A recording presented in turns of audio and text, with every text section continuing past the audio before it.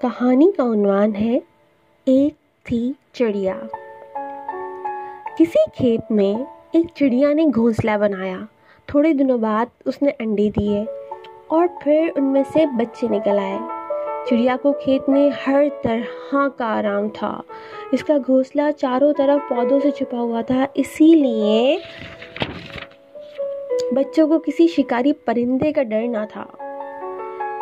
एक दिन एक किसान खेत के पास आकर बोला, अनाज पक चुका है, अब उसे कटवा लेना चाहिए।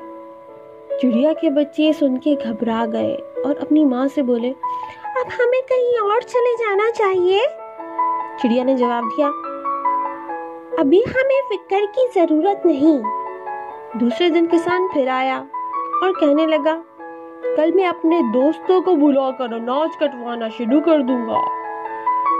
चिड़िया के बच्चों ने फिर अपनी माँ से कहा, चलो कहीं और चले जाएं।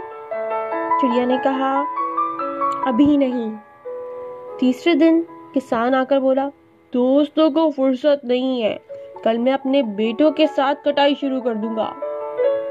चिड़िया के बच्चों ने फिर अपनी माँ से चलने को कहा, मगर उसने जवाब दिया, घबराओ नहीं, अभी खेत नहीं कट सकता। अगले रोज किसान ने आके कहा, अब ज्यादा देर ठीक नहीं, कल मैं खुद ही खेत काटना शुरू कर दूंगा।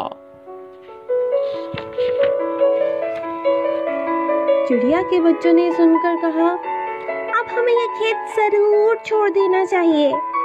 चिड़िया बोली, बेशक, अब हमें यहाँ से चल देना चाहिए, कल खेत जरूर कटना शुरू हो जाएगा।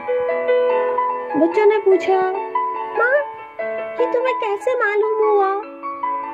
चिड़िया ने कहा, जब तक ये किसान दूसरों पर भरोसा करता रहा, मैं यही समझी कि वो अपने इरादे में कामयाब नहीं हो सकता, मगर आज वो कहता था कि कल खुद आकर खेत काटना शुरू कर देगा।